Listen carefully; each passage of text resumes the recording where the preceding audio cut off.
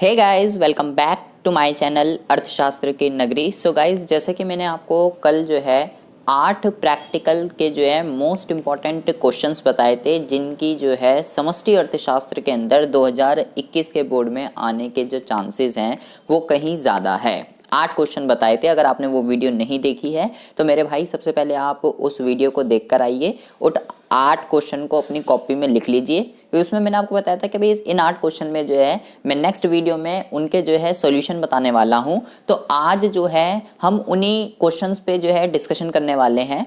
8 के 8 तो एक साथ नहीं होंगे। आज इस वीडियो के अंदर जो है मैंने आपको ये 8 क्वेश्चंस बताए थे, ठीक है।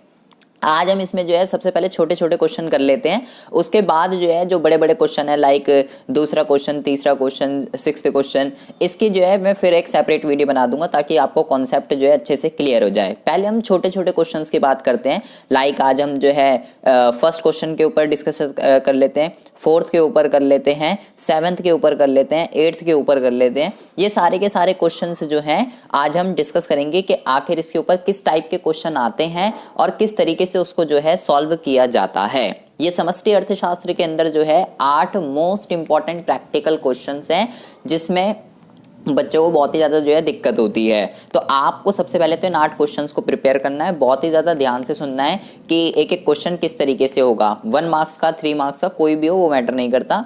तो सबसे पहले हम डिस्कस करते हैं सबसे पहला क्वेश्चन कि मौद्रिक जीडीपी, वास्तविक जीडीपी या कीमत सूचकांक या जीडीपी डिफ्लेटर जो है ये किस तरीके से फाइंड आउट होता है और इसके क्वेश्चंस जो है किस तरीके से किए जाते हैं, इसका फॉर्मूला वगैरह जो है वो भैया क्या है, ठीक है। देखिए, इनके क्वेश्चंस वगैरह को करने के लिए पहले हम क्वेश्चन देखते हैं कि किस तरीके के इस पे जो है क्वेश्चन आते हैं। मेरे पास जो है सपोर्टिंग मटेरियल है, ठीक है। आपको जिसको भी ये चाहिए हो, सीबीएसई वालों के पास तो हो गई, अगर किसी को भी चाहिए हो तो मेरे पास इसकी पीडीएफ है, आप मेरे को व्हाट्सएप पर जो है मेरे से ले सकते हैं, ठीक है। और आपकी बुक में भी क्वेश्चन होंगे, ऐसा तो कोई दिक्कत नहीं है। व्हाट्सएप नंबर आपके पास है तो ठीक है, नहीं है तो ये लिख लीजिए 9990158317, ये मेरा व्हाट्सएप नंबर है। वैसे तो आपके पास हो गई, लेकिन अगर फिर भी नहीं है, आप नए हैं, मेरा चेहरा और मेरी शक्ल पहली बार देखिए, तो आप मेरा ये व्हाट्सएप नंबर नोट कर सकते हैं। देखिए जी, सबसे पहला जो क्वेश्चन है इसमें कह रहा है यदि वास्तविक आय जो है वो 200 करोड़ है, कीमत सूचकांक 135 है, तो मौद्रिक आय का परिकलन कीजिए। ये 1 मार्क का क्वेश्चन है गाइस, ठीक है। आपको क्या क्या दे रखा है क्वेश्चन में, सबसे पहले तो जो है वो हम यहाँ पे लिख लेते हैं। यहाँ पे क्वेश्चन में हमको दे रखा है कि जी वास्तविक आय जो है वो आपकी 200 करोड़ है, ठीक है। और जो आपका प्राइस इंडेक्स है, जो आपका कीमत सूचकांक है, वो जो है वो कितना है, कीमत सूचकांक जो है वो 135 है। तो आपको कह रहा है जी मौद्रिक आय बताइए कि मौद्रिक आय जो है वो कितनी है। मौद्रिक आय का परिकलन करना है हमें इसके अंदर। ये गाइस ये क्वेश्चन बहुत ही ज़्यादा आसान होते हैं। आपको केवल एक क्वेश्चन, एक फॉर्मूला याद रखना है बस आपको, उसी के बेस पर आपको जो है ये सारे के सारे आंसर हो जाएंगे, ठीक है। इसका जो फॉर्मूला होता है वो क्या होता है, ठीक है। अभी मुझे क्या निकालना है, अभी मुझे जो है मौद्रिक आय उसने निकालने के लिए बोला है, ठीक है। तो इसका जो फॉर्मूला होता है वो होता है, देखिए इसका जो मेन फॉर्मूला है ना वैसे वो होता है ये कि भाई कीमत सूचकांक इज इक्वल टू मौद्रिक आय, ठीक है। गाइस इसको मौद्रिक आय कह सकते हो या मौद्रिक जीडीपी भी कह सकते हो, कोई दिक्कत नहीं है, ठीक है। मौद्रिक आय लिख लो या मौद्रिक जीडीपी लिख लो, एक ही बात है, ठीक है। उसके बाद जो है वास्तविक आय या वास्तविक जीडीपी लिख लो, एक ही बात है, और मल्टीप्लाई में 100, ये इसका जो है फॉर्मूला होता है। अब आप खुद सोचो आपको क्या निकालना है इसके अंदर। उसने ये फाइंड आउट करने के लिए बोला है, ठीक है। मौद्रिक आय उसने जो है आपको फाइंड आउट करने के लिए बोला है, तो भाई थोड़ी सी मैथ लगेगी और कुछ नहीं। जो भाग में होता है वो भाग जाएगा और भाग के मल्टीप्लाई में आ जाएगा, ठीक है ना। तो ये क्या हो जाएगा, ये हो जाएगा आपका कि कीमत सूचकांक मल्टीप्लाई में वास्तविक आय, ठीक है। और इज इक्वल टू, पहले मैं ये डिवाइड में था इसको इधर ले आया, इज इक्वल टू मौद्रिक आय मल्टीप्लाई बाय 100, ये हो जाएगा। ठीक है, ये दोनों तो यहीं पे रहे और ये डिवाइड में तो इधर आ गया। अब मेरे को जो चीज़ निकालनी होती है वो एक तरफ रहेगी, बाकी की सारी चीज़ें इधर आ जाएगी। तो ये जो 100 है इसको भी यहाँ से हटा दीजिए, इसको इसके डिवाइड में ले आइए। तो ये हो जाएगा आपका कीमत सूचकांक मल्टीप्लाई में वास्तविक आय अपॉन में 100 इज इक्वल टू मौद्रिक अपॉन में मौद्रिक आय। ये हो गया, क्योंकि जो हमें निकालना होता है वो एक ही चीज़ एक तरफ रहता है, बाकी सब चीज़ों को इधर ले आइए। अब मेरा काम बन गया। अब मैं क्या करता हूँ, जो जो चीज़ें दे रखी है वो मैं यहाँ पुट कर देता हूँ। कीमत सूचकांक कितना दे रखा है 135, वास्तविक आय कितनी दे रखी है 200 अपॉन में 100 इज इक्वल टू, यहाँ पे क्या आ जाएगा, यहाँ पे आ जाएगा आपका मौद्रिक आय। ठीक है जी, तो 20 से 20 क्या रह गया 135 multiply by 2 is equal to मौद्रिक आय, ये हो जाएगा। ठीक है, इन दोनों को मल्टीप्लाई कर दीजिए, 5 दूनी 10, 3 दूनी 6 और 7, 270 आ जाएगा आंसर। 270 इज इक्वल टू मौद्रिक आय, ये हो गया आपका आंसर पहला। ये बस आपको एक ये जो है ना ये आपको एक फॉर्मूला याद रखना है। इसमें 3 चीज़ें होती हैं, कीमत सूचकांक, मौद्रिक आय और वास्तविक। इन तीनों में से वो कुछ भी गायब कर सकता है। आपको कुछ भी निकालने के लिए बोले, आपको क्या करना है, ये फॉर्मूला लगा देना है। जो भी कैलकुलेट करना हो उसको एक वो वास्तविक आय भी पूछ सकता है, तो वास्तविक को इधर ले आएंगे, कीमत सूचकांक को इधर ले आओ। अगर बोलता वास्तविक आय निकालो तो फिर हम क्या करते, जैसे कि देखो इसमें कह रहा है यदि मौद्रिक आय 375 है, कीमत सूचकांक 125 है, तो वास्तविक आय निकालिए। इसमें वास्तविक निकालने के लिए बोल दिया उसने, तो मेरा फॉर्मूला तो यही लगाऊंगा, वास्तविक को इधर ले आओ और कीमत को इधर ले आओ। तो अगर मैं ये वाला क्वेश्चन करना चाहूँ तो क्या हो जाएगा, ये हो जाएगा वास्तविक आय इज इक्वल टू मौद्रिक आय अपॉन में प्राइस इंडेक्स, मतलब कीमत सूचकांक, मल्टीप्लाई बाय 100। अब वैल्यू पुट कर देता हूँ मैं यहाँ पे। ये दे रखा है 375, कीमत सूचकांक दे रखा है 125, मल्टीप्लाई में 100। ठीक है, इसको सॉल्व कर दीजिए और आपका आंसर जो है आ जाएगा, इसका आंसर आ जाएगा आपका 300। ठीक है, ये आ जाएगा आपका आंसर। तो इस तरीके से जो है आप कुछ भी पूछे। अब जैसे अगला क्वेश्चन है, बोला कह रहा है यदि वास्तविक 200 है, मौद्रिक 210 है, तो कीमत सूचकांक निकालिए। तो अब कीमत सूचकांक निकालना है, तो अब तो कोई दिक्कत ही नहीं है। तो भाई कीमत सूचकांक इज इक्वल टू क्या होता है, मौद्रिक अपॉन में वास्तविक। मौद्रिक है 210, वास्तविक है 200, मल्टीप्लाई बाय 100, 20 से 20, इसको सॉल्व कर देंगे 105 आ जाएगा आपका आंसर। 210 को डिवाइड कर देंगे 2 से, तो आंसर आ जाएगा आपका 105। ये हो गया आपका आंसर। तो इसमें 3 चीज़ें हैं, एक तो है मौद्रिक, एक है वास्तविक और एक है कीमत सूचकांक। ठीक है, तो ये 1 नंबर का क्वेश्चन है जो कि आपसे जो है पूछ सकता है किसी भी उसमें। ठीक है, 1 नंबर का क्वेश्चन है और कुछ भी आपको वो निकालने के लिए बोल सकता है कि भाई ये जो है कैलकुलेट करके बताइए कि ये जो है ये कैसे निकलेगा। ठीक है, अब एक थोड़ा सा टफ क्वेश्चन करते हैं गाइज इसी का ही। देखिए अब ये क्या कह रहा है कि देश में केवल एक उत्पाद डी का उत्पादन किया जाता है। ठीक है, वर्ष 2013 और 2014 के दौरान उनका उत्पादन जो है 200 और 220 हुआ, मतलब एक ही वस्तु प्रोड्यूस हो रही है डी। 2013 में इतनी क्वांटिटी बनी, 2014 में इतनी क्वांटिटी बनी। और कह रहे हैं जी इनकी जो प्राइस थे, इनकी जो मार्केट की वो थी, वो पहले 2013 में 100 थी, फिर 110 हो गई। फिर वो कह रहा है कि जी वर्ष 2013 को आधार वर्ष मानते हुए अब इसका प्रयोग करते हुए 2014 में वास्तविक जीडीपी तथा मौद्रिक जीडीपी में हुए प्रतिशत परिवर्तन का परिकलन कीजिए।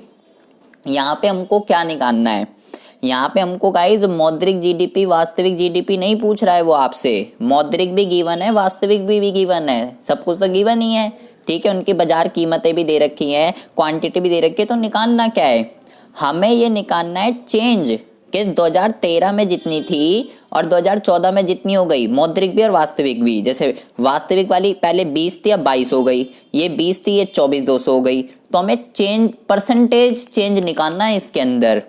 तो क्वेश्चन ये है कि ये परसेंटेज चेंज जो है ये कैसे निकलता है। तो ये कोई बहुत हुआ क्वेश्चन नहीं है, आपको केवल परसेंटेज पता होनी चाहिए कि परसेंटेज जो है वो कैसे निकलती है किसी भी चीज की, ठीक है। मैं यहाँ फॉर्मूला लिख देता हूँ, डेल्टा अपॉन में पुरानी मल्टीप्लाई 100। पुरानी कौन, गर्लफ्रेंड नहीं, पुरानी जीडीपी जिसकी बात चल रही है, ठीक है। और ये डेल्टा क्या है, डेल्टा का मतलब है, डेल्टा कैसे निकलता है, मैं यहाँ लिख देता हूँ, डेल्टा निकलता है नई माइनस पुरानी। अब फिर नई कौन, गर्लफ्रेंड नहीं, जीडीपी की बात चल रही है, नई वाली जीडीपी पुरानी वाली जीडीपी दोनों को माइनस कर देंगे तो डेल्टा आ जाएगा, और पुरानी जीडीपी मल्टीप्लाई 100।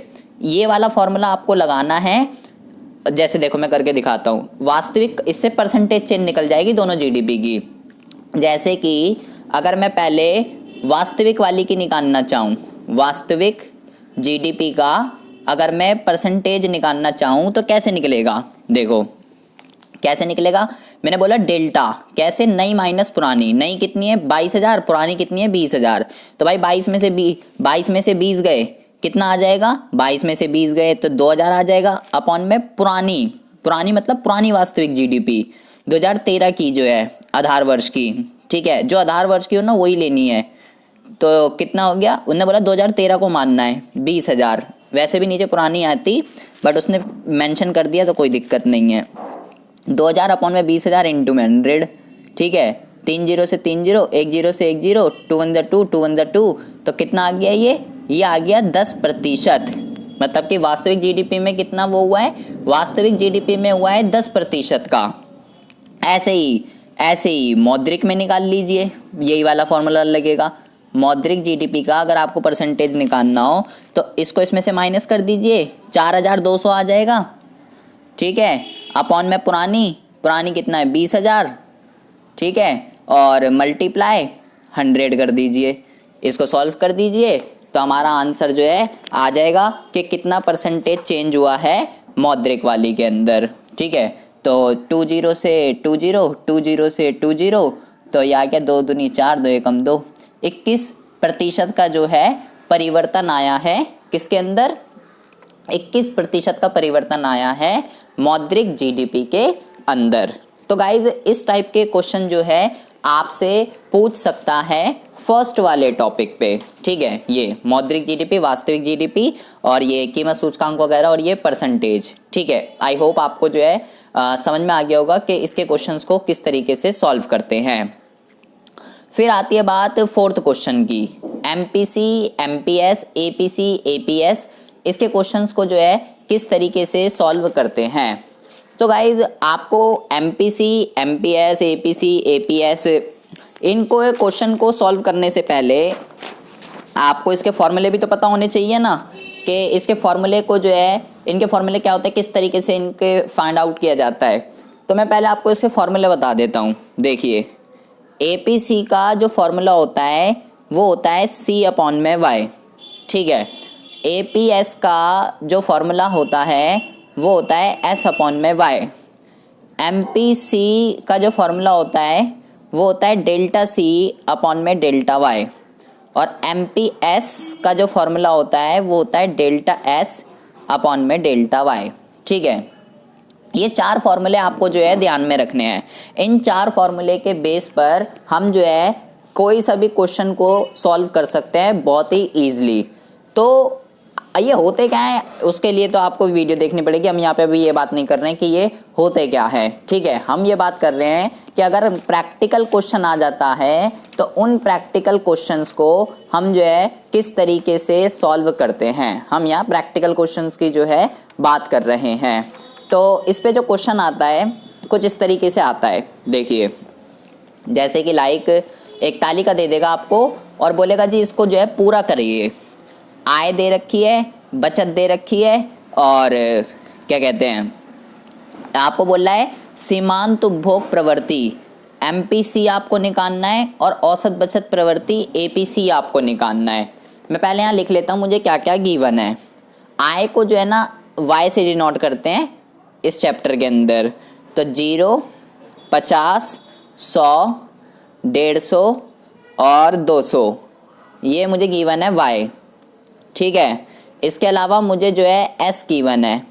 एस कितना दे रखा है? एस दे रखा है -20, -10, 0, 30 और 60। ठीक है, ये मुझे एस गिवन है, बचत को एस कहते हैं।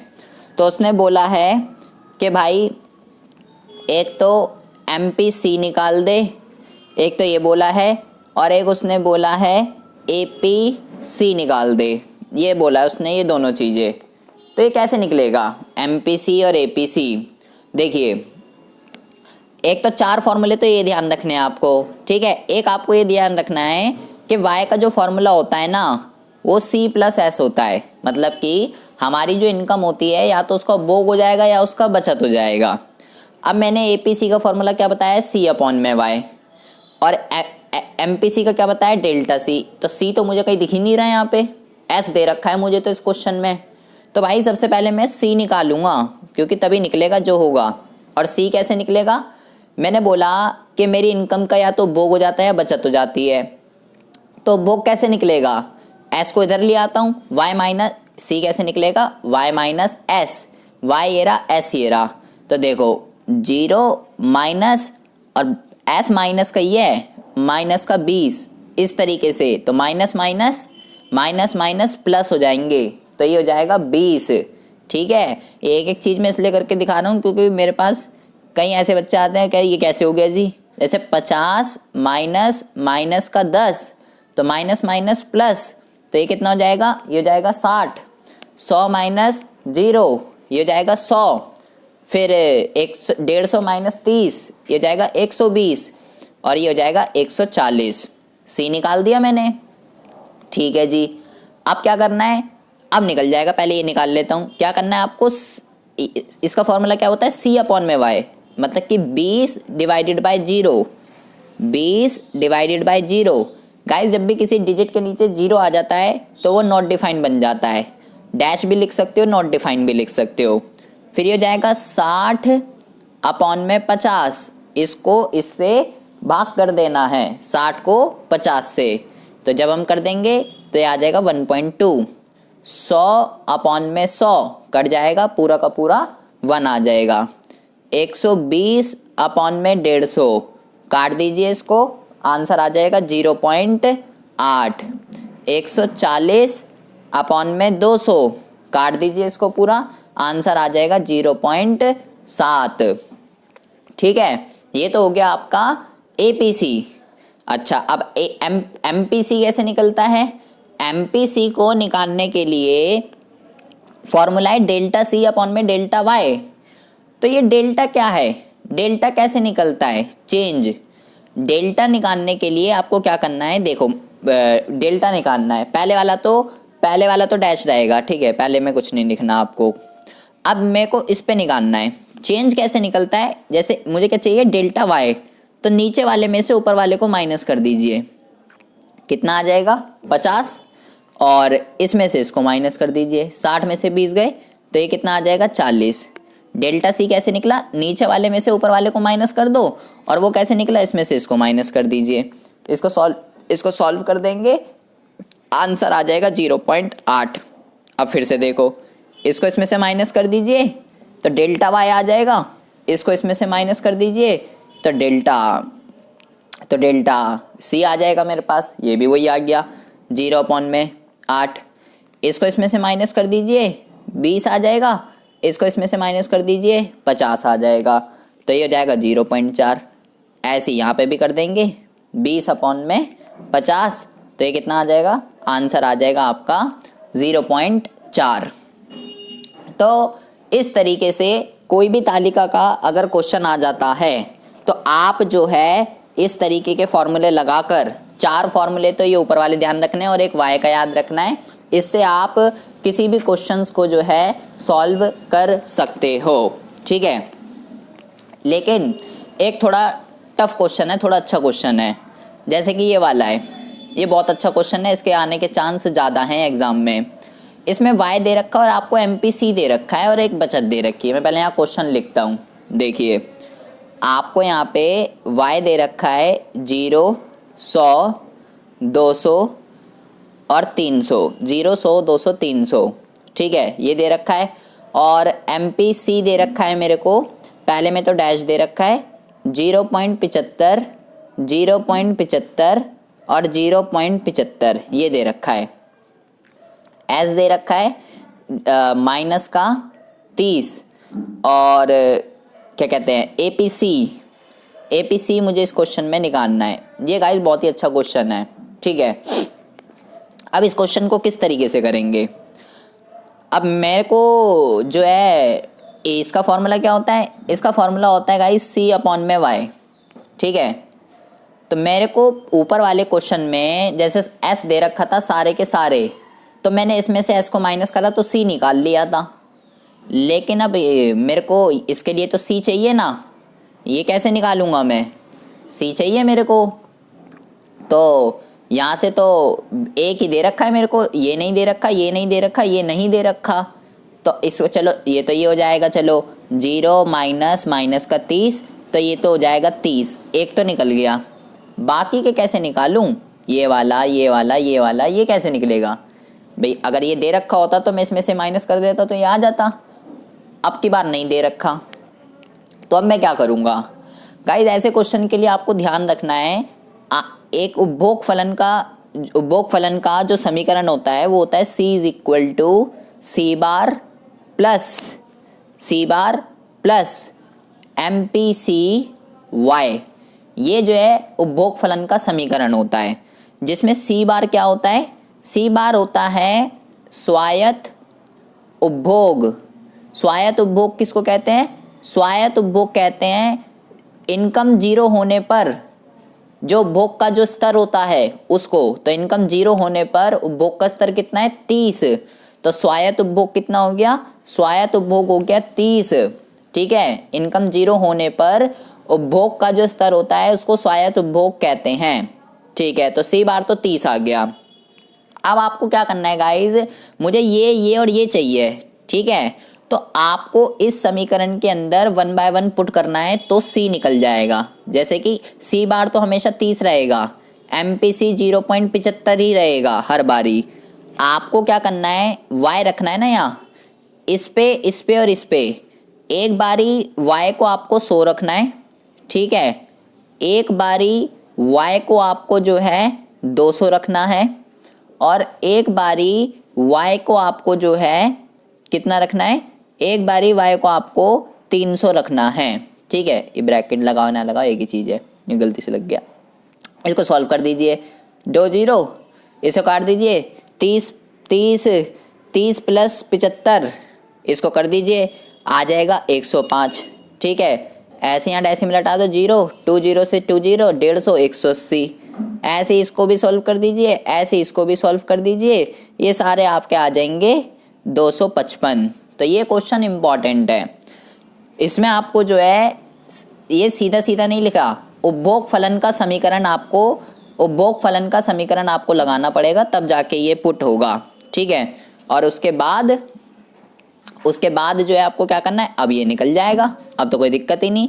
तो पहला तो आ जाएगा डैश, ठीक है। अब 105, ये माइनस नहीं है, ठीक है, ये तो मैंने डैश लगा रखा था। 105 अपॉन में 100 तो ये जाएगा 105। 180 अपॉन में 200 तो ये जाएगा 0.90। फिर 255 अपॉन में 300 तो ये जाएगा 0.85। ये हो गया आंसर। और एस कैसे निकलेगा भाई y का फॉर्मूला क्या होता है, y का फॉर्मूला C + S होता है। तो मुझे s निकालना है अब की बार, तो मैं y - C कर देता हूँ, s निकल जाएगा। तो 100 माइनस 105 माइनस का 5, 200 माइनस 180 तो ये आ जाएगा 20 और ये आ जाएगा 45। तो इस तरीके से आप इस क्वेश्चन को जो है सॉल्व कर सकते हैं, ठीक है। अब बच्चे कहते कभी कभार कि जी सर MPC नहीं, अगर MPS दे रखा होता तो हम क्या करते? तो कुछ नहीं करना आपको। अगर मान लीजिए आपको अगर MPS दे रखा होता, मान लो वो कह रहा है MPS जो है वो 0.25 ये दे रखा है, ठीक है। तो आपको भाई एक चीज़ पता होनी चाहिए, अगर MPS दे देता तो भी मैं यही लगाता, ठीक है। आपको ही पता होना चाहिए MPC और MPS दोनों का जोड़ एक होता है, ठीक है। तो MPC और MPS दोनों का जोड़ एक होता है, ठीक है। तो भाई मुझे अब की बार MPC चाहिए, ठीक है। और ये कितना दे रखा है 0.25 इज इक्वल टू 1। तो MPC कितना आ जाएगा 1 माइनस 0.25 और एक में से x को माइनस कर देते हैं तो 0.75 आ जाएगा। तो अगर MPS दे रखा हो कुछ भी तो मैं ये वाला सूत्र लगाकर क्या कर सकता हूँ, MPC की वैल्यू निकाल कर, तो फिर तो यही क्वेश्चन बन जाएगा, ठीक है। या इसका दूसरा भी तरीका होता है। एक तो ये मैंने बता दिया कि MPS अगर दे रखा है तो मैं उसकी मदद से MPC निकाल लेता हूँ, ठीक है, और फिर उपभोग फलन में पुट कर देता हूँ। या अगर MPS दे रखा हो तो गाइस आप बचत फलन में भी पुट कर सकते हो। जैसे बचत फलन का जो फॉर्मूला होता है वो होता है S is equal to minus का S bar plus 1 minus MPC